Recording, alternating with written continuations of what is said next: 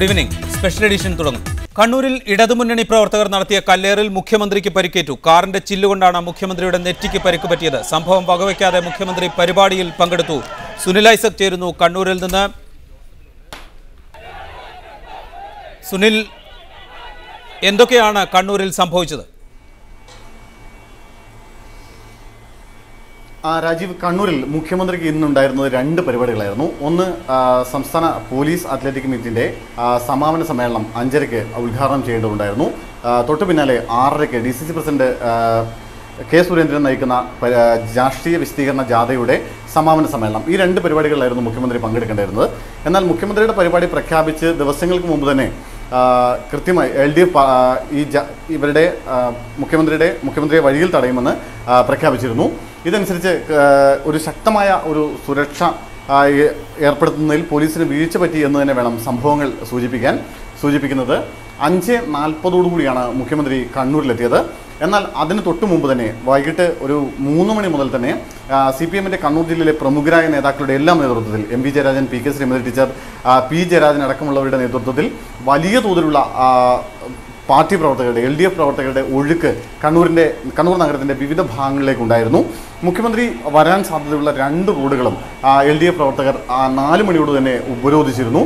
അതുപോലെ തന്നെ കാൾടെക്സ് അടക്കം ഇങ്ങോട്ടേക്കുള്ള ഈ മുഖ്യമന്ത്രി പങ്കെടുക്കുന്ന വേദിക്കടുകിലേക്കുള്ള മുഴുവൻ റോഡുകളും LDF പ്രവർത്തകർ ഉപരോധിച്ചിരുന്നു. ഇതിനെയൊക്കെ മറികടന്നാണ് 5:40 മുഖ്യമന്ത്രി കണ്ണൂർ പോലീസ് മൈതാനിയിലേക്ക് എത്തിയത്. 2 തരത്തിലാണ് മുഖ്യമന്ത്രിയുടെ വാഹന വ്യൂഹം എത്തിയത്. ഒന്ന്, ഒരു മോക്ക് ഡ്രിൽ എന്ന രീതിയിൽ പ്രധാന ഗേറ്റിൽ, അതായത് പഴയ ബസ് സ്റ്റാൻഡിൻ്റെ അവിടേക്കുള്ള റോഡിലൂടെ ഒരു വാഹന വ്യൂഹം എത്തുകയും അതേ സമയം തന്നെ ജില്ലാ പഞ്ചായത്ത് ഓഫീസിൻ്റെ അടുത്തുകൂടിയുള്ള പോലീസ് ടൗൺ സ്റ്റേഷന് മുന്നിലൂടെയുള്ള റോഡിലൂടെ മുഖ്യമന്ത്രിയുടെ വാഹന വ്യൂഹം ഉള്ളിലേക്ക് വരികയാണ് ചെയ്തത്. ഈ സമയത്ത് ടൗൺ സ്റ്റേഷനടുത്തും അതുപോലെ ജില്ലാ പഞ്ചായത്ത് ഓഫീസിനടുത്തുമായി 500-ലധികം LDF പ്രവർത്തകർ മുഖ്യമന്ത്രിയെ കരിങ്കൊടി കാണിക്കാൻ കാത്തു നിന്നിരുന്നു. മുഖ്യമന്ത്രിയുടെ വാഹനം ഈ പോലീസ് മൈതാനിയിലേക്ക് കയറുന്ന സമയത്ത് പാഞ്ഞെടുത്ത LDF പ്രവർത്തകർ 2 ഗ്ലാസുകളും എറിഞ്ഞ് തകർക്കുകയായിരുന്നു. ഈ ഗ്ലാസുകൾ കൊണ്ടാണ് മുഖ്യമന്ത്രിയുടെ നെറ്റിയിൽ 2 മുറിവ് പറ്റിയത്. അത് ഇപ്പോൾ ഡോക്ടർമാരുടെ പരിശോധനയ്ക്ക് ശേഷം അദ്ദേഹത്തിൻ്റെ നെഞ്ചിലും ഗ്ലാസ് കൊണ്ട് പരിക്കുണ്ട് എന്ന് അറിയിച്ചിട്ടുണ്ട്. എന്തായാലും ഇത് വകവയ്ക്കാതെ മുഖ്യമന്ത്രി നേരെ ഈ പരിപാടിയിലേക്ക് പോലീസ് അത്ലറ്റിക് മീറ്റിലേക്ക്. കണ്ണൂരിലെ ഇപ്പോഴത്തെ അവസ്ഥ എന്താണ് സുനിൽ? ഇപ്പോൾ മുഖ്യമന്ത്രി ഉമ്മൻചാണ്ടി കണ്ണൂർ കൊയിലി ആശുപത്രിയിൽ ചികിത്സ തേടിയിരിക്കുകയാണ്. ഇപ്പോൾ മുഖ്യമന്ത്രി ഉള്ളത് കണ്ണൂരിലെ ഈ സ്വകാര്യ ആശുപത്രിയിലാണ്. ഡോക്ടർമാർ അല്പം മുമ്പ് അദ്ദേഹത്തെ പരിശോധിച്ചിരുന്നു. DCC പ്രസിഡന്റ് നയിക്കുന്ന പരിപാടിക്ക് ശേഷമാണ് മുഖ്യമന്ത്രി കൊയിലി ആശുപത്രിയിൽ ചികിത്സ തേടിയത്. കേന്ദ്ര ആഭ്യന്തര സഹമന്ത്രി മുല്ലപ്പള്ളി രാമചന്ദ്രൻ അടക്കമുള്ള കോൺഗ്രസിന്റെ പ്രമുഖരായ നേതാക്കളെല്ലാം ഇവിടെയുണ്ട്. പരിശോധനയുടെ റിപ്പോർട്ട് കിട്ടേണ്ടിയിരിക്കുന്നു. ഇതിനുശേഷം മാത്രമേ പൾസിൽ വേരിയേഷൻ ഉണ്ടാകുമോ എന്നുള്ള കാര്യത്തിൽ ഇതിന്റെ ഒരു റിപ്പോർട്ട് കിട്ടേണ്ടതുള്ളൂ. ഇദ്ദേഹത്തെ അഡ്മിറ്റ് ചെയ്യണമോ എന്ന കാര്യത്തിൽ ഇതുവരെ തീരുമാനമായിട്ടില്ല. രാജ്യം സുനിൽ, കണ്ണൂരിൽ സംഘർഷാവസ്ഥ നിലനിൽക്കുന്നുണ്ടോ നഗരത്തിൽ? ഈ സംഭവം കഴിഞ്ഞ ഉടൻ തന്നെ യൂത്ത് കോൺഗ്രസ് പ്രവർത്തകരും LDF പ്രവർത്തകരും തമ്മിൽ നഗരത്തിൽ ഏറ്റുമുട്ടിയിരുന്നു. നഗരത്തിന്റെ വിവിധ ഭാഗങ്ങളിൽ ആക്രമണ സംഭവങ്ങൾ ഉണ്ടായിരുന്നു. ഈ പരിപാടി നടന്ന പോലീസ് മൈതാനിയുടെ തൊട്ട് മുന്നിലുള്ള റോഡിൽ ഇരുവിഭാഗം പ്രവർത്തകർ തമ്മിൽ 2 തവണ ഏറ്റുമുട്ടി. ഒരു തവണ പോലീസ് പ്രവർത്തകർക്ക് നേരെ ലാത്തി വീശി. തുടർന്ന് മുഖ്യമന്ത്രിയുടെ പരിപാടി ഇവിടെ ആരംഭിച്ച അല്പസമയത്തിന് ശേഷം LDF പ്രവർത്തകർ ഉപരോധം അവസാനിപ്പിച്ച് പിരിഞ്ഞു പോവുകയായിരുന്നു. പിരിഞ്ഞുപോയ LDF പ്രവർത്തകർ കാൾടെക്സിലടക്കം വിവിധ ഭാഗങ്ങളിൽ മുഖ്യമന്ത്രിയുടെ ബോർഡുകൾ നശിപ്പിക്കുകയും വാഹനങ്ങൾക്ക് നേരെ കല്ലെറിയുകയും ചെയ്തിരുന്നു. സുനിൽ ഐസക്കാണ് വിശദാംശങ്ങൾ നൽകിയത് കണ്ണൂരിൽ നിന്ന്. മുഖ്യമന്ത്രിക്കെതിരായ ആക്രമണത്തിൽ പ്രതിഷേധിച്ച് UDF പ്രവർത്തകർ സംസ്ഥാന വ്യാപകമായി പ്രതിഷേധ പ്രകടനങ്ങൾ സംഘടിപ്പിച്ചു. കോഴിക്കോട്ട് പ്രവർത്തകർ വാഹനം തടഞ്ഞു. തിരുവനന്തപുരത്ത് സെക്രട്ടേറിയറ്റിന് മുന്നിലേക്ക് മാർച്ച് നടത്തി. നാളെ പ്രതിഷേധ ദിനം ആചരിക്കാൻ KPCC ആഹ്വാനം ചെയ്തു. വിവരങ്ങളുമായി മിഥില ബാലൻ നമ്മോടൊപ്പം തിരുവനന്തപുരത്ത് നിന്ന് ചേരുന്നുണ്ട്. മിഥില, എന്തൊക്കെയാണ് കോൺഗ്രസിന്റെ പരിപാടി? ഇതേ രീതിയിൽ തന്നെ തെരുവിൽ നേരിടുന്ന രീതിയിലേക്ക് കാര്യങ്ങൾ നീങ്ങുമോ? പ്രസാദ്, തീർച്ചയായും മുഖ്യമന്ത്രിക്കെതിരായ ആക്രമണത്തിൽ പ്രതിഷേധിച്ച് സംസ്ഥാനത്തുടനീളം വ്യാപക പ്രതിഷേധ പ്രകടനങ്ങൾ നടക്കുകയാണ്. തിരുവനന്തപുരത്ത് സെക്രട്ടേറിയറ്റ് കേന്ദ്രീകരിച്ചാണ് ഇപ്പോൾ പ്രതിഷേധം നടക്കുന്നത്. നിലവിൽ യൂത്ത് കോൺഗ്രസിന്റെയും UDF-ലെ വിവിധ ഘടകകക്ഷികളുടെയും നേതൃത്വത്തിലാണ് പ്രതിഷേധ പ്രകടനങ്ങൾ നടക്കുന്നത്. സംസ്ഥാനത്തിന്റെ വിവിധ ഭാഗങ്ങളിൽ സംഘർഷങ്ങൾ ഉണ്ടായിരിക്കുന്നു. തിരുവനന്തപുരത്ത് തന്നെ കിളിമാനൂർ, ഒപ്പം നെയ്യാറ്റിങ്കര എന്നിവിടങ്ങളിൽ CPM-ന്റെ ഏരിയ കമ്മിറ്റി നേരെ ഓഫീസിന് നേരെ ആക്രമണം ഉണ്ടായിരിക്കുന്നു. പാളയം രക്തസാക്ഷി മണ്ഡപത്തിനടുത്ത് CPM-ന്റെ പന്തൽ അടിച്ചു തകർക്കുന്ന രീതിയിലുള്ള പ്രതിഷേധ പ്രകടനമാണ് നടക്കുന്നത്. KPCC നാളെ പ്രതിഷേധ ദിനത്തിന് ആഹ്വാനം ചെയ്തിട്ടുണ്ട്. ഇതുപോലെ നാളെയും തെരുവിൽ നേരിടാൻ തന്നെയാണ് യൂത്ത് കോൺഗ്രസിന്റെയും തീരുമാനം. മുഖ്യമന്ത്രിക്കെതിരെയുള്ള ആക്രമണത്തിൽ പ്രതിഷേധിച്ച് സംസ്ഥാന വ്യാപകമായി ഇപ്പോഴും പ്രതിഷേധ പ്രകടനങ്ങൾ നടന്നുകൊണ്ടിരിക്കുകയാണ്. പ്രസാദ്, മിഥില പാലനാണ് വിശദാംശങ്ങൾ നൽകിയത്. ഈ വിഷയം സ്പെഷ്യൽ എഡിഷൻ ചർച്ച ചെയ്യുന്നു. PM സുരേഷ് ബാബു, കോൺഗ്രസ് നേതാവ്, കോഴിക്കോട് സ്റ്റുഡിയോയിൽ നിന്ന് ഈ ചർച്ചയിൽ പങ്കെടുക്കും. സാമൂഹിക നിരീക്ഷകനും മാധ്യമപ്രവർത്തകനുമായ അഡ്വക്കേറ്റ് സെബാസ്റ്റ്യൻ പോൾ കൊച്ചി സ്റ്റുഡിയോയിലുണ്ട്. BJP നേതാവ് പത്മകുമാർ തിരുവനന്തപുരം സ്റ്റുഡിയോയിലും. ആദ്യം ഡോക്ടർ സെബാസ്റ്റ്യൻ പോൾ, വളരെ സമാധാനപരമായി സമരം ചെയ്യും എന്ന് പ്രഖ്യാപിച്ചിരുന്നു LDF. തിരുവനന്തപുരത്ത് വലിയ രീതിയിൽ നടത്തിയ സെക്രട്ടേറിയറ്റ് ഉപരോധം സമാധാനപരമായി നടത്താൻ കഴിഞ്ഞു. അതിന് ആഭ്യന്തരമന്ത്രി CPM സംസ്ഥാന സെക്രട്ടറിയെ വിളിച്ച് അഭിനന്ദിക്കുന്ന സാഹചര്യം വരെ കേരളം കണ്ടു. പക്ഷേ വളരെ പൊടുന്നനെ കാര്യങ്ങൾ മാറി മറിഞ്ഞിരിക്കുന്നു. അനാവശ്യമായൊരു സംഘർഷത്തിലേക്ക് കാര്യങ്ങളെ കൊണ്ട് എത്തിച്ചിരിക്കുന്നു എന്ന് തന്നെ പറയേണ്ടി വരില്ലേ? അല്ല, അങ്ങനെ പറയാനുള്ള സമയമായിട്ടില്ല. തീർത്തും സമാധാനപരമായി തന്നെയാണ് മുഖ്യമന്ത്രിക്കെതിരെയുള്ള പ്രതിഷേധവും പ്രക്ഷോഭവും കഴിഞ്ഞ കുറേ ആഴ്ചകളായി നടന്നുകൊണ്ടിരിക്കുന്നത്. കണ്ണൂരിൽ നടന്നത് ഒരു ഒറ്റപ്പെട്ട സംഭവമാണ്. അത് തീർച്ചയായും തെറ്റ് തന്നെയാണ്, അതിനെ ആരും ന്യായീകരിക്കുന്നില്ല. പക്ഷേ ഒരു സംഭവം ഉണ്ടായാൽ ഉടൻ അത് CPM-ന്റെ ആസൂത്രിതമായ നീക്കമാണ് എന്ന് കുറ്റപ്പെടുത്താൻ ശ്രമിക്കുന്നത്, അതിലൊരു രാഷ്ട്രീയമുണ്ട്. ഇന്ന് തന്നെയാണ് മറ്റൊരു സംസ്ഥാന മുഖ്യമന്ത്രി, ഗുജറാത്ത് മുഖ്യമന്ത്രി പങ്കെടുത്ത യോഗത്തിൽ ബോംബ് സ്ഫോടനമുണ്ടായി, നിരവധി ആളുകൾ മരിച്ചു, നിരവധി പേർക്ക് പരിക്കുപറ്റി. അതിന് ഉത്തരവാദി രാഹുൽ ഗാന്ധിയോ കോൺഗ്രസ് പാർട്ടിയോ ആണ് എന്ന് ആരും വരെ പറഞ്ഞു കേട്ടിട്ടില്ല. ഇവിടെ ഒരു സംഭവം ഉണ്ടായിരിക്കുന്നു. ആ സംഭവം ഒരു ആൾക്കൂട്ടത്തിൽ നിന്ന് ഉണ്ടായ ഒരു സംഭവമാണ്. അതിനെ വാസ്തവത്തിൽ കുറ്റപ്പെടുത്തേണ്ടത് പോലീസിനെയാണ്. പോലീസിൻ്റെ കനത്ത സുരക്ഷാ വലയത്തിൽ വരുന്ന മുഖ്യമന്ത്രിക്ക് എന്തുകൊണ്ട് ഇങ്ങനെ സംഭവിച്ചു, അതിന് സമാധാനം പറയേണ്ടത് ആഭ്യന്തര വകുപ്പും പോലീസും തന്നെയാണ്. മറ്റൊരു കാര്യം കൂടിയുണ്ട്. നമ്മുടെ നാട്ടിൽ സമാധാനപരമായി സമരം നടക്കുമ്പോൾ അതിനെ പരിഹസിക്കുന്ന കോൺഗ്രസ്സുകാർ, അതിനെ പരിഹസിക്കുന്ന മാധ്യമപ്രവർത്തകർ, അത് ഒത്തുകളിയാണ് എന്ന് വ്യാഖ്യാനിക്കുന്നവർ, അങ്ങനെയൊക്കെ പറയുമ്പോൾ അതിനുള്ള ഒരു പ്രതിഷേധമായി ഇത്തരത്തിലുള്ള ഒറ്റപ്പെട്ട സംഭവങ്ങൾ ചിലപ്പോൾ ഉണ്ടായേക്കാം. അങ്ങനെ ഉണ്ടാകുന്നത് തെറ്റാണ്. പക്ഷേ അത് പാർട്ടിയുടെ അറിവോടെയോ പാർട്ടിയുടെ തീരുമാനപ്രകാരമോ ആണ് എന്ന് പറയുന്നതിനുള്ള തെളിവുകൾ ഇനിയും നമുക്ക് കിട്ടിയിട്ടില്ല. സെബാസ്റ്റ്യൻ പോൾ, തെളിവുകൾ എന്തായാലും കാര്യങ്ങൾ LDF-ന് എതിരായി മാറുന്നു. ഇതുവരെയുള്ള ചർച്ചകളിൽ നിന്ന് വ്യത്യസ്തമായി LDF പ്രതിക്കൂട്ടിലേക്ക് പോകുന്നു. ഈ സമര രീതി തന്നെ അതിശക്തമായി അപലപിക്കപ്പെടുകയും വിമർശിക്കപ്പെടുകയും ചെയ്യുന്ന ഒരവസ്ഥയിലേക്കാണ് ഇനി കേരളം പോകുന്നത്. അല്ലെ, കേരളം എങ്ങോട്ട് പോകുന്നു എന്ന് പറയാനുള്ള സമയമായിട്ടില്ലല്ലോ. മാധ്യമങ്ങൾ തന്നെയാണ് എല്ലാം പറയുന്നത്. മാധ്യമങ്ങളുടെ ഒരു വിധിയെഴുത്ത് അല്ലെങ്കിൽ നിഗമനമാണ് മുഖ്യമന്ത്രിയുടെ നെറ്റിയിൽ പൊടിഞ്ഞ ഈ ചോര കൊണ്ട് ഈ പ്രക്ഷോഭത്തിൻ്റെ പൊലിമ ഇല്ലാതെയാകും, LDF പ്രതിക്കൂട്ടിലാകും, മുഖ്യമന്ത്രിക്ക് അനുകൂലമായി കേരളം നീങ്ങുന്നു എന്നൊക്കെ പറയുന്നത് മാധ്യമങ്ങളാണ്. അങ്ങനെയൊക്കെ ഒന്നും പറയുന്നതിനുള്ള ഒരു സമയമായിട്ടില്ല. അതിൻ്റെ അർത്ഥം ഈ ആക്രമണത്തെ, ഈ കല്ലേറിനെ ഞാൻ ന്യായീകരിക്കുന്നു എന്നല്ല, അത് പൂർണ്ണമായും തെറ്റ് തന്നെയാണ്. പക്ഷേ അതിന് വിശദീകരണം നൽകേണ്ടത് നമ്മൾ ഈ ചർച്ചയിലല്ല, മറിച്ച് ആഭ്യന്തരമന്ത്രിയും സംസ്ഥാന പോലീസുമാണ് നമുക്ക്, ജനങ്ങൾക്ക് വിശദീകരണം നൽകേണ്ടത് എന്തുകൊണ്ട് ഇങ്ങനെ സംഭവിച്ചു എന്നുള്ളതിന്.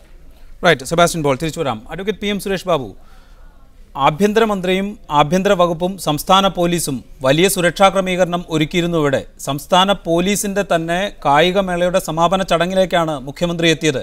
വലിയ സന്നാഹമുണ്ടായിരുന്നു. അവർക്കൊന്നും തടയാൻ സാധിച്ചില്ല ഈ അക്രമം എന്ന് പറയുമ്പോൾ സ്വാഭാവികമായിട്ടും അതിൻ്റെ ഉത്തരവാദിത്തം ആഭ്യന്തര വകുപ്പിനില്ലേ, പോലീസിനില്ലേ? ഇതൊരു ചിരിച്ച് പ്രതികരിക്കേണ്ടുന്നൊരു ചോദ്യമാണ്. നമുക്കെല്ലാവർക്കും അറിയാം, മുഖ്യമന്ത്രി ഉള്ളത് കണ്ണൂരിലാണ്. കണ്ണൂരിലെ കമ്മ്യൂണിസ്റ്റ് മാർക്സിസ്റ്റ് പ്രസ്ഥാനത്തിൻ്റെ ശൈലിയെക്കുറിച്ച് പ്രബുദ്ധ കേരളത്തിന് വളരെ പരിജ്ഞാനമുണ്ട്. കണ്ണൂരിൽ സംഭവിക്കുന്നത് ഇതര കേരള ഭാഗത്ത് സംഭവിക്കുന്നതിൽ നിന്നും വ്യത്യസ്തമായിരിക്കും. ഇവിടെ പറഞ്ഞിരിക്കുന്നത് പോലീസിൻ്റെ നടപടിക്രമത്തിലുള്ള വീഴ്ച കൊണ്ടാണ് എന്ന് പറഞ്ഞാൽ അതൊക്കെ ഒരു വാദത്തിന് വേണ്ടി ഉന്നയിക്കുന്നു എന്ന് മാത്രമേ ഉള്ളൂ. മുഖ്യമന്ത്രിയെ തടയും എന്ന് പ്രഖ്യാപിച്ച് MLA-മാരടക്കമുള്ള മാർക്സിസ്റ്റ് പാർട്ടിയുടെ മുൻ മന്ത്രിമാരടക്കമുള്ള നേതാക്കന്മാർ റോഡിൽ തമ്പടിച്ച് നിന്ന് അക്രമത്തിന് ആഹ്വാനം ചെയ്തത് ഏതടിസ്ഥാനത്തിലാണ് എന്ന് നമുക്ക് മനസ്സിലാക്കേണ്ടതില്ലേ? ആ വസ്തുത നമുക്ക് കാണാൻ കഴിയുമോ? ഏതെങ്കിലും 4 പ്രവർത്തകന്മാർ കൂടിയിരുന്ന് അവർക്ക് മനസ്സിൽ തോന്നിയതല്ലല്ലോ.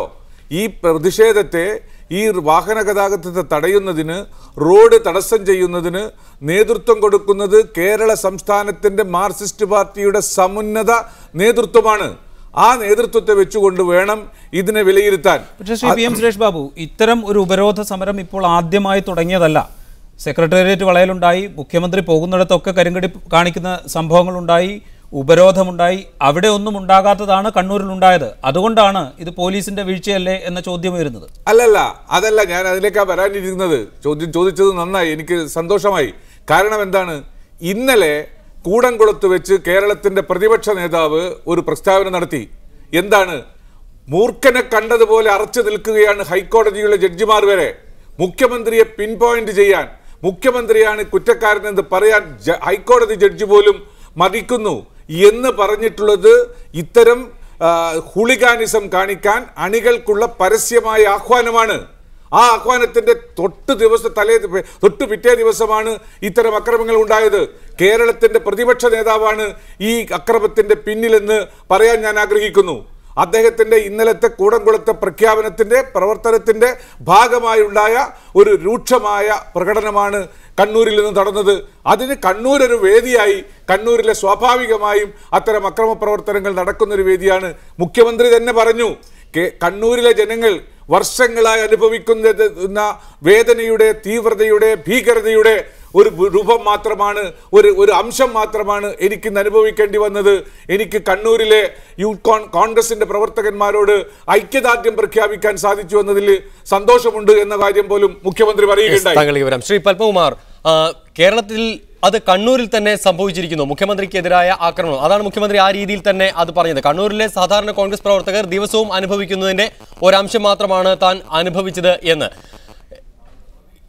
ഈ സമര രീതികൾ എങ്ങനെയാണ് ഇനി നോക്കിക്കാണേണ്ടത്? ഈ ഇരു കൂട്ടരും, LDF, UDF, 2 കക്ഷികളും ഒന്നു ചേർന്ന് ഒത്തുകളിക്കുന്നു എന്ന ആരോപണത്തിൽ നിന്ന് വിരുദ്ധമായി ഇവർ 2 കൂട്ടരും വളരെ ആത്മാർത്ഥമായി തന്നെ സമരം ചെയ്യുന്നു എന്ന് കാണിക്കുന്ന ഡോക്ടർ സെബാസ്റ്റ്യൻ പോൾ ഇപ്പോൾ പറഞ്ഞ ന്യായീകരണത്തിന് മറുപടിയാണ് ഞാൻ ഉദ്ദേശിച്ചത്. സെബാസ്റ്റ്യൻ പോള് ഈ സംഭവവുമായി ബന്ധപ്പെട്ട് പറയുന്ന കാര്യങ്ങൾ വിചിത്രമാണ്. ബീഹാറിലുണ്ടായ ഒരു സംഭവവും കേരളത്തിലെ കണ്ണൂരുണ്ടായ സംഭവവും തമ്മിൽ അജഗജാന്തരം വ്യത്യാസമുണ്ട്. ഞാൻ അതിലേക്ക് കടക്കുന്നില്ല. കേരളത്തെ സംബന്ധിച്ചിടത്തോളം സ്വന്തം മുഖ്യമന്ത്രിയെ രക്ഷിക്കാൻ കഴിയാത്ത ആഭ്യന്തര മന്ത്രി, അദ്ദേഹം തുടരണോ വേണ്ടെന്ന് അദ്ദേഹം തന്നെ നിശ്ചയിക്കേണ്ട, തീരുമാനമെടുക്കേണ്ട സമയമാണ്. കേരളത്തെ വളരെ ജനങ്ങളുടെ ഇടയിൽ ഈ UDF ഗവൺമെൻറ്റിന് എതിരായി ഒരു ജനവികാരം ഇന്ന് വളർന്നു വരുന്നുണ്ട്.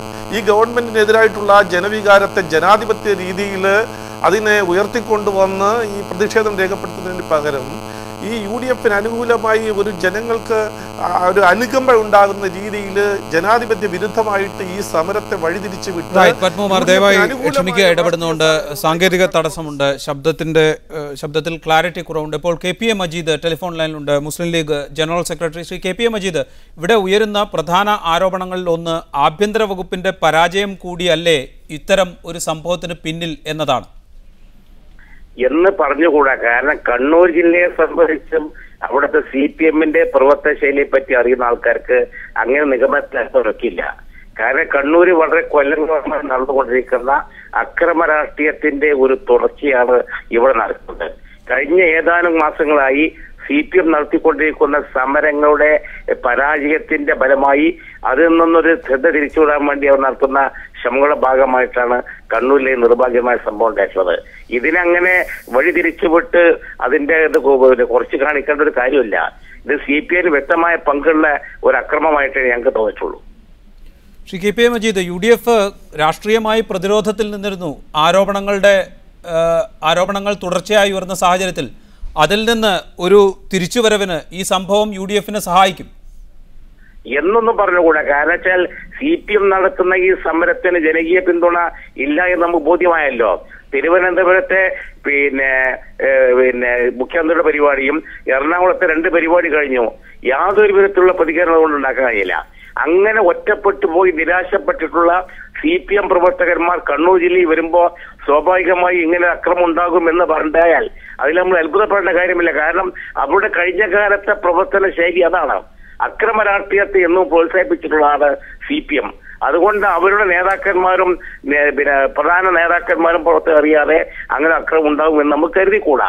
ഇത് CPM വാസ്തവത്തിൽ ചെയ്തിട്ടുള്ള ഏറ്റവും ഗൗരവമായി അവർ ആലോചിക്കേണ്ട കാര്യമാണ്. സമാധാനപരമായി സമരം ചെയ്യാൻ എല്ലാവർക്കും അവകാശമുണ്ട്. പക്ഷെ CPM ഈ നിലയിലേക്ക് പോകുന്നത് അവർക്ക് തന്നെ അപകടകരമായിരിക്കുമെന്നാണ് എനിക്ക് തോന്നുന്നത്. ശ്രീ KP മജീദ്, തിരിച്ചു വരാം താങ്കളിലേക്ക്. ദയവായി ടെലിഫോൺ ലൈനിൽ തുടരുക. ഡോക്ടർ സെബാസ്റ്റ്യൻ പോൾ, കാര്യങ്ങൾ കൈവിട്ടു പോകുന്ന ഒരു അവസ്ഥ താങ്കൾ നേരത്തെ ചൂണ്ടിക്കാണിച്ചു. CPM അല്ല, അല്ലെങ്കിൽ LDF അല്ല ഈ ആക്രമണത്തിന് പിന്നിൽ, അല്ലെങ്കിൽ LDF ആണ് ഈ ആക്രമണത്തിന് പിന്നിൽ എന്ന് ഒറ്റയടിക്ക് പ്രതികരിക്കുന്നത് ശരിയല്ല എന്നായിരുന്നു താങ്കളുടെ പ്രതികരണം. പക്ഷേ ഇത്തരം ഒരു സമരത്തിൽ ഏതെങ്കിലും തരത്തിൽ സമരത്തെ കൈവിട്ടു പോകുന്നത് ഒഴിവാക്കേണ്ട ഉത്തരവാദിത്വവും LDFന് തന്നെയാണ്, CPM നേതാക്കൾക്ക് തന്നെയാണ്.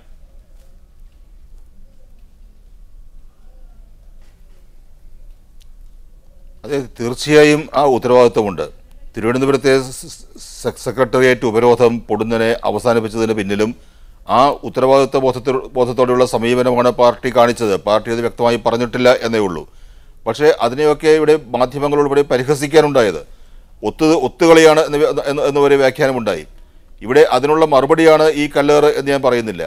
പക്ഷേ ഇവിടെ KPA മജീദ് പറഞ്ഞത് അദ്ദേഹത്തിൻ്റെ തോന്നൽ, ഇത് CPMൻ്റെ ഉന്നത നേതൃത്വം അറിഞ്ഞുകൊണ്ടാണ് എന്ന് പറഞ്ഞു. അത്തരം തോന്നലുകളുടെ അടിസ്ഥാനത്തിൽ നമുക്ക് വ്യക്തമായ നിഗമനത്തിൽ ഇപ്പോൾ എത്തിച്ചേരാൻ കഴിയില്ല. അവിടെയാണ് അന്വേഷണം ആവശ്യമുള്ളത്. കണ്ണൂരിൽ പൊടുന്നനെയല്ല മുഖ്യമന്ത്രിക്കെതിരെ പ്രതിഷേധമുണ്ടായത്.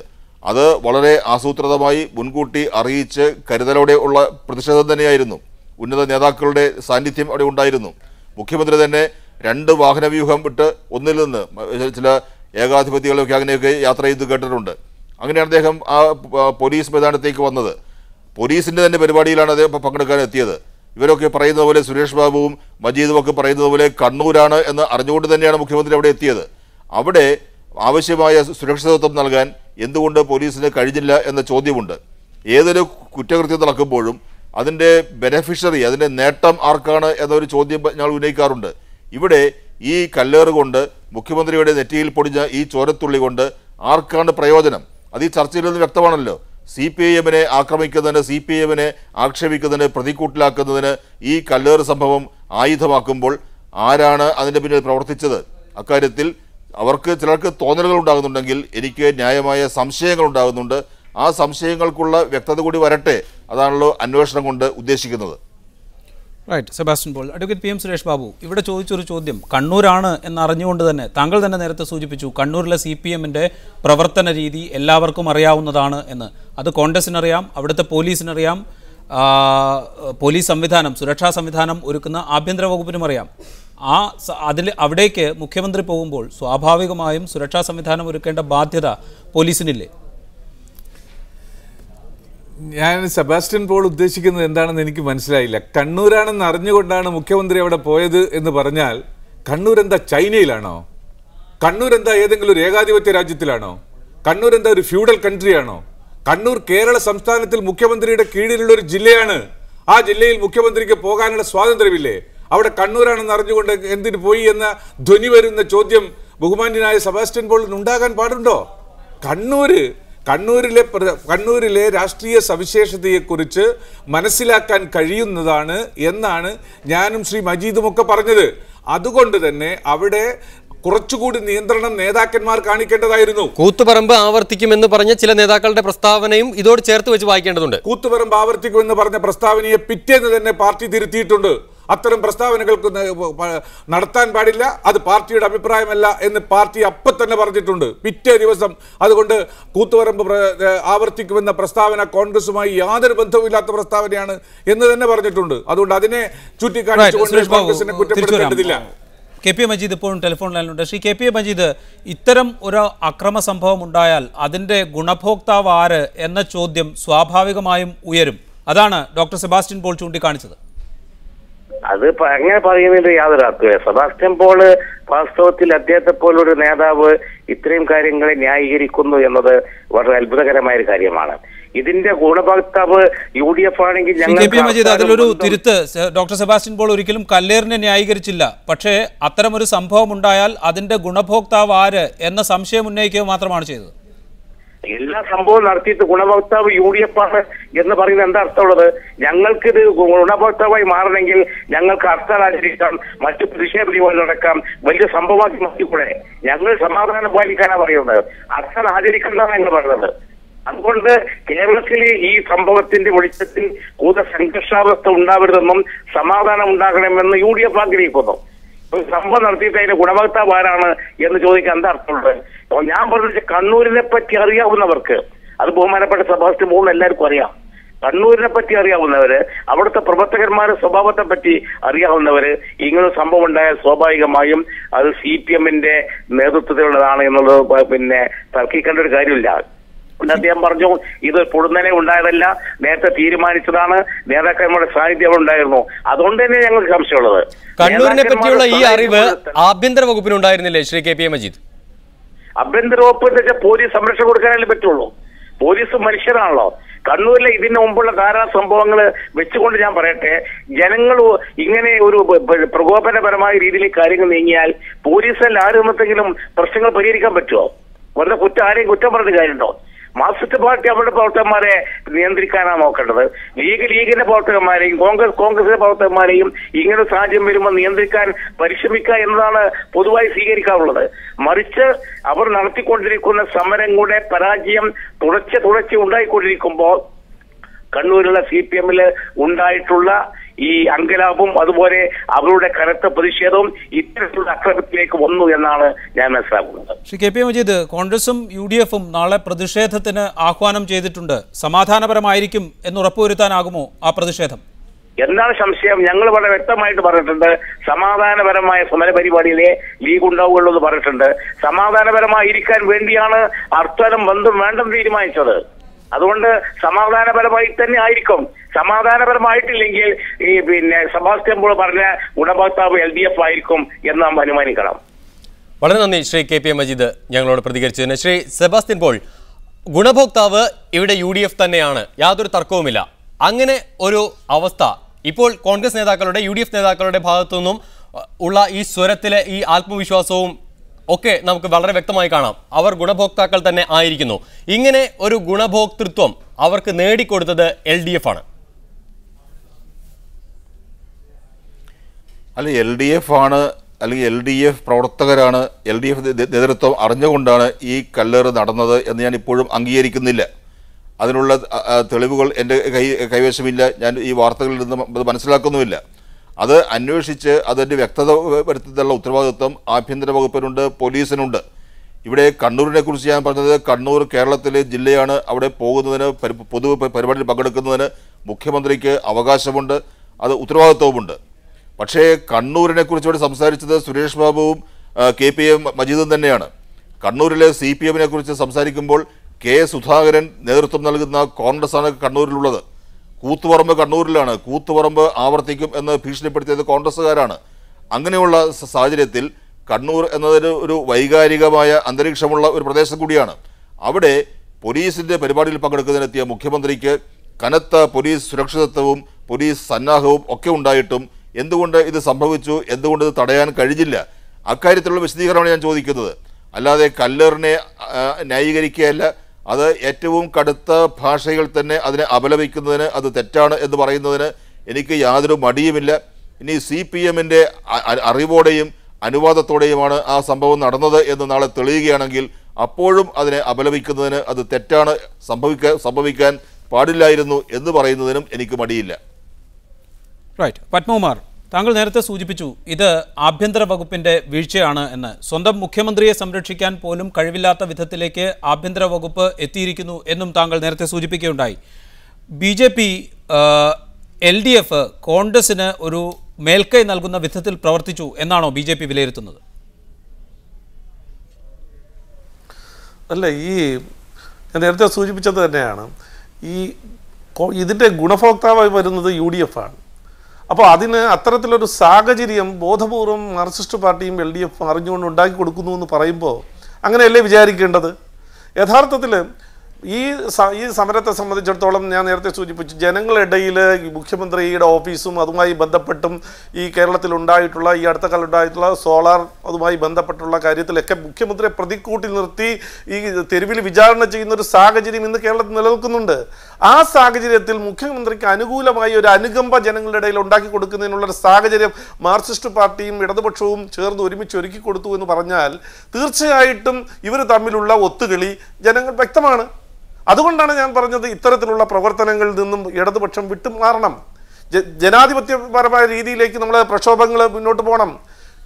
ഈ സമരങ്ങളെ ജനങ്ങൾക്ക് അനുകൂലമാക്കി മാറ്റി ഈ UDF ഗവൺമെൻറ് അധികാരത്തിൽ വന്നതിന് ശേഷം നടത്തിയിട്ടുള്ള ഈ ജനദ്രോഹ നടപടികൾ തുറന്നു കാണിക്കുന്നതിന് പകരം ഇത്തരത്തിലുള്ള ജനകീയ പ്രക്ഷോഭങ്ങളെ ഇത്തരത്തിൽ വഴിതിരിച്ചു വിടുന്ന ശ്രമങ്ങൾ ബോധപൂർവമായി ആത്യന്തികമായി അത് UDFന് അനുകൂലമായ ഒരു സാഹചര്യമായിരിക്കും കേരളത്തിൽ സൃഷ്ടിക്കുന്നത്.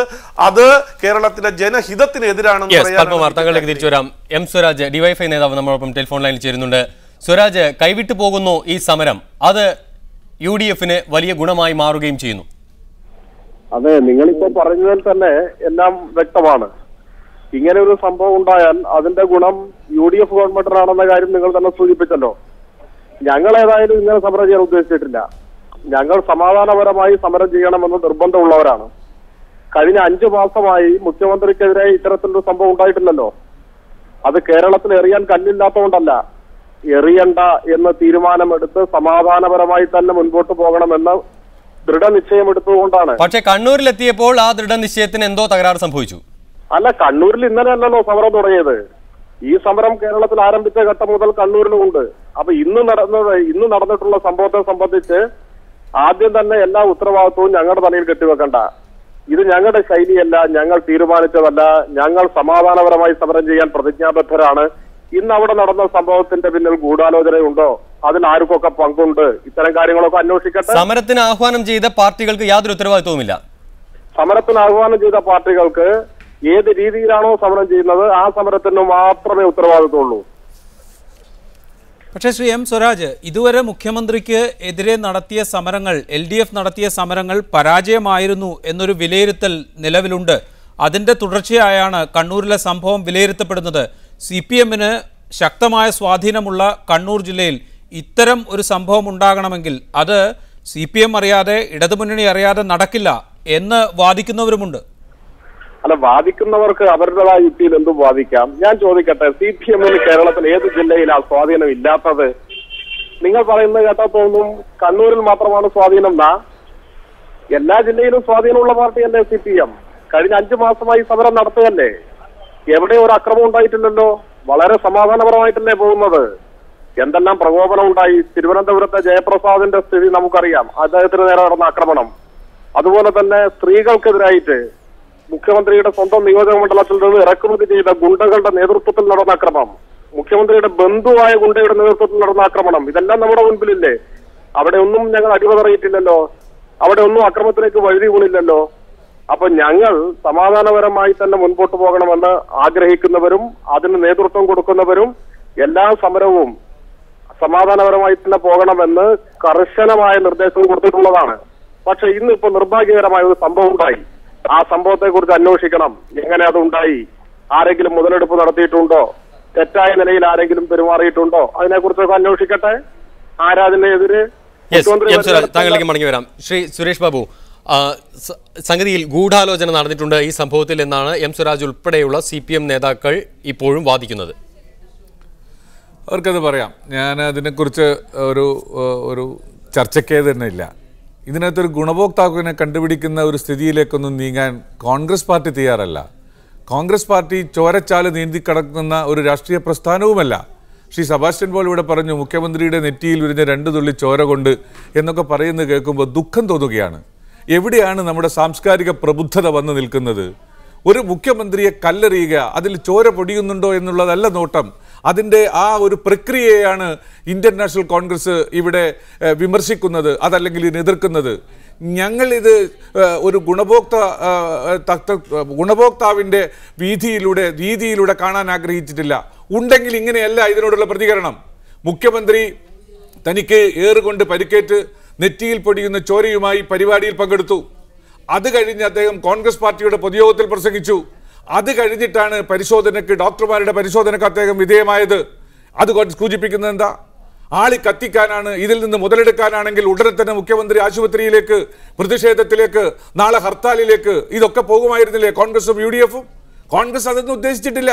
കോൺഗ്രസ് അങ്ങനെയല്ല ഇതിനെ നേരിടാൻ ഉദ്ദേശിക്കുന്നത്. സമാധാന ഭംഗമുണ്ടാക്കുന്ന ഒരു സമീപനം കോൺഗ്രസ് ഉദ്ദേശിക്കുന്നില്ല. ഇതിൽ നിന്ന് മുതലെടുക്കാൻ ഉദ്ദേശിക്കുന്നില്ല. ശ്രീ ഉമ്മൻചാണ്ടിയുടെ ചോര കൊണ്ട് കോൺഗ്രസ് പ്രസ്ഥാനത്തിനും UDF-നെയും വളർത്തണമെന്ന ഒരു ദുരാഗ്രഹം കോൺഗ്രസിനില്ല. ശ്രീ സുരേഷ് ബാബു, ഇവിടെ സ്വരാജ് ചൂണ്ടിക്കാണിച്ച 2-3 കാര്യങ്ങളുണ്ട്. ഒന്ന്, ഇതുവരെ സമാധാനപരമായി നടന്ന സമരം, അതിനിടയിലുണ്ടായ നിരവധി പ്രകോപനങ്ങൾ, തിരുവനന്തപുരത്ത് ഒരു യുവാവിനേറ്റ മർദ്ദനം, കോട്ടയത്ത് മുഖ്യമന്ത്രിയുടെ മണ്ഡലത്തിൽ സ്ത്രീകൾക്ക് നേർക്കുണ്ടായ അതിക്രമം, ഇത്തരം കാര്യങ്ങളൊക്കെ ചൂണ്ടിക്കാണിക്കുന്നു. ഇവർക്കും ജനാധിപത്യപരമായ രീതിയിൽ മുഖ്യമന്ത്രിക്ക് ലഭിക്കേണ്ടുന്ന പോലെയുള്ള അവകാശങ്ങളുണ്ട്. അതൊക്കെ ലംഘിക്കപ്പെട്ടിരുന്നു. അപ്പോഴൊന്നും ഉണ്ടായില്ല പ്രതിഷേധം. ഇതൊന്നും ശരിയല്ല. ഇതിനൊക്കെ നമുക്കറിയാവുന്നതല്ലേ. ഒരു സമരം അതൊരു പ്രോസസ്സാണ്. ജനാധിപത്യത്തിൽ ഞങ്ങളൊക്കെ കേരള വിദ്യാർത്ഥി യൂണിയനിലൂടെ വളർന്നു വന്ന് രാഷ്ട്രീയത്തിലെത്തിയുള്ള ആളുകളാണ്.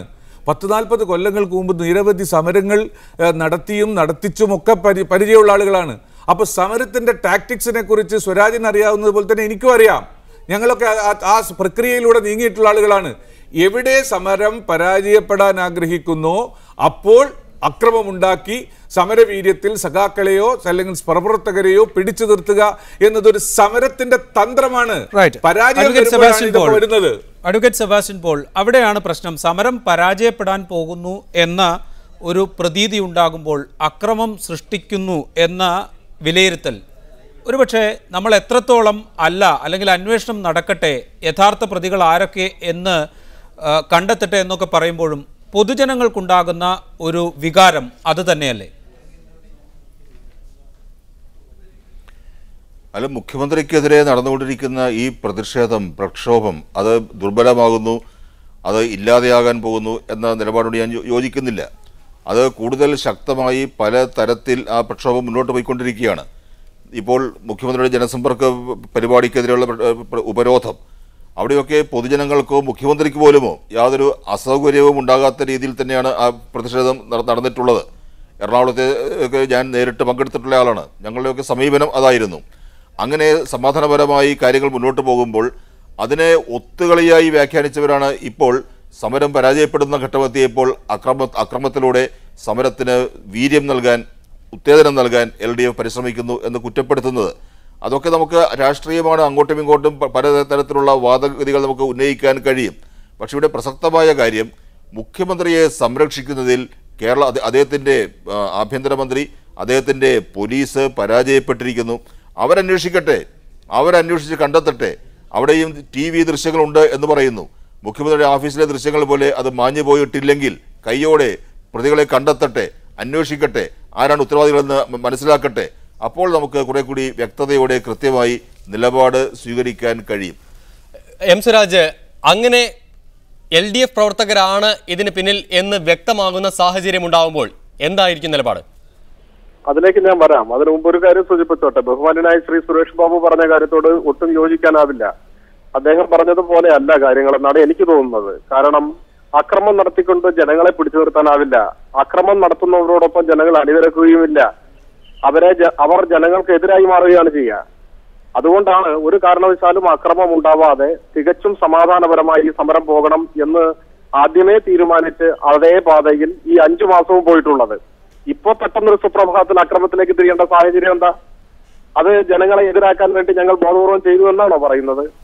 പിന്നെ എന്നോട് ചോദിച്ച ചോദ്യം, അതിലൊരു ഈഫുണ്ട്. എങ്കിൽ നമ്മൾ എങ്കിലേക്ക് പോകണ്ട. ഇപ്പോ ആധുനിക സംവിധാനങ്ങളെല്ലാം ഉണ്ടല്ലോ മുഖ്യമന്ത്രിയോടൊപ്പം. എല്ലാ ദൃശ്യങ്ങളും പുറത്തു വരട്ടെ, ആരാണ് കല്ലെറിഞ്ഞിട്ടുള്ളത് എന്നുള്ളത് വ്യക്തമാവട്ടെ. ഇടതുമുന്നണിയുമായി ബന്ധപ്പെട്ട ഒരാളും ഇത്തരമൊരു ഘട്ടത്തിൽ ഇങ്ങനെ ഒരു പ്രവർത്തനത്തിന് മുതിരില്ല എന്ന ഉറച്ച വിശ്വാസം ഞങ്ങൾക്കുണ്ട്. അതുകൊണ്ട് തന്നെയാണ് നിങ്ങളുടെ ചോദ്യത്തിന് നല്ല ധൈര്യത്തോടു കൂടി ഉത്തരം പറയാൻ സാധിക്കുന്നത്. ഇതുമായി ബന്ധപ്പെട്ട എല്ലാ കാര്യങ്ങളും പുറത്തു കൊണ്ടുവരാം. ദയവായി ക്ഷമിക്കുക, ഇടപെടുന്നതുകൊണ്ട്. ഈ കേസിൽ 2 CPM പ്രവർത്തകരാണ് അറസ്റ്റിലായിരിക്കുന്നത് എന്നാണ് ആഭ്യന്തരമന്ത്രി തിരുവഞ്ചൂർ രാധാകൃഷ്ണൻ പറയുന്നത്. തിരുവഞ്ചൂർ രാധാകൃഷ്ണൻ ആഭ്യന്തരമന്ത്രി പദത്തിലിരിക്കുമ്പോൾ CPM പ്രവർത്തകരല്ല, അതിനെ കോൺഗ്രസുകാരെ അറസ്റ്റ് ചെയ്യുമോ? അദ്ദേഹത്തിന്റെ നീതിയൊക്കെ നമുക്കറിയില്ലേ? രണ്ട് കൊലപാതകം നടത്തിയതിന് 6ാം പ്രതിയായിട്ടുള്ള ആള് കേരള നിയമസഭയിൽ ഇരിക്കല്ലേ? അപ്പൊ ആ നീതിയെ കുറിച്ചുള്ളതൊക്കെ പോട്ടെ. നിങ്ങൾ പറഞ്ഞ എന്താ വിഷ്വൽ ഉണ്ടെന്ന് പറഞ്ഞു. ആ വിഷ്വൽ ഉണ്ടെങ്കിൽ വരട്ടെ, നമുക്ക് നോക്കാം. അപ്പോൾ തെളിയിക്കപ്പെട്ടാലും ആഭ്യന്തര വകുപ്പിനെ പഴി പറഞ്ഞുകൊണ്ട് രക്ഷപ്പെടാനാണ് ശ്രമം. അങ്ങനെ അല്ലല്ലോ ഞാൻ പറഞ്ഞത് അങ്ങേക്ക് മനസ്സിലായില്ലേ? ഞാൻ പറഞ്ഞത് വിഷ്വൽ ഉണ്ട് എന്ന് നിങ്ങൾ പറഞ്ഞു. ഏതെങ്കിലും ഇടതുമുന്നണി പ്രവർത്തകൻ ഇങ്ങനെ ഒരു വഴിവിട്ട നില സ്വീകരിക്കുന്നതായി വിഷ്വലുണ്ടെങ്കിൽ നമുക്ക് നോക്കാമെന്നല്ലേ ഞാൻ പറഞ്ഞത്. ശ്രീ സുരേഷ് ബാബു, എങ്ങോട്ട് പോകുന്നു ഇത്തരം കാര്യങ്ങൾ?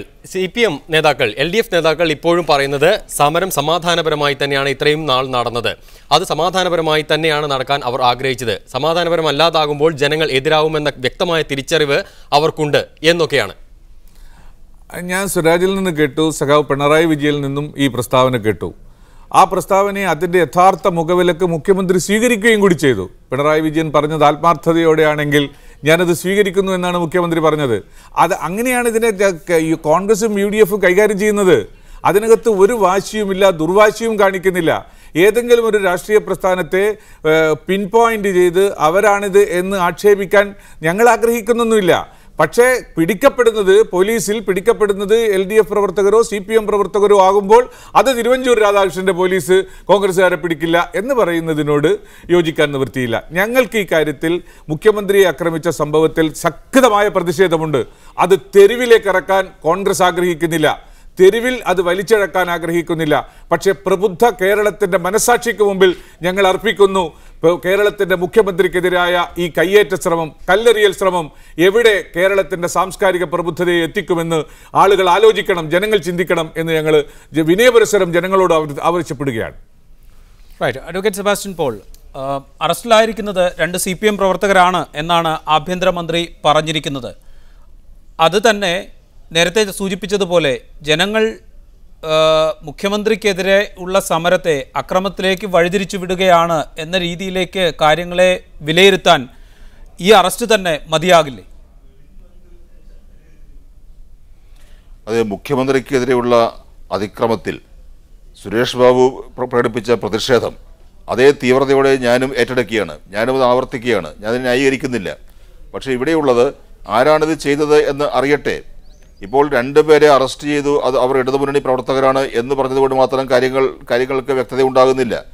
TP ചന്ദ്രശേഖരൻ വധക്കേസിലും ധാരാളം CPM പ്രവർത്തകരെ, അറിയപ്പെടുന്ന നേതാക്കന്മാരെ അറസ്റ്റ് ചെയ്തിട്ടുണ്ട്. അവരിൽ വളരെ അധികം പേരെ, 20 പേരെ ഒരുമിച്ച് തന്നെയാണല്ലോ കോടതി വിസ്താരം പോലും പൂർത്തിയാക്കാതെ കുറ്റവിമുക്തരാക്കിയത്. അതുകൊണ്ട് കാര്യങ്ങൾ വരട്ടെ. ആരാണത് ചെയ്തത്? അത് പാർട്ടിയുടെ അറിവോടെയാണോ, ആസൂത്രിതമായ നീക്കമായിരുന്നുവോ എന്നൊക്കെ അന്വേഷിച്ച് കണ്ടുപിടിക്കുന്നതിന് അതിനുള്ള സംവിധാനമൊക്കെ നമ്മുടെ നാട്ടിലുണ്ട്.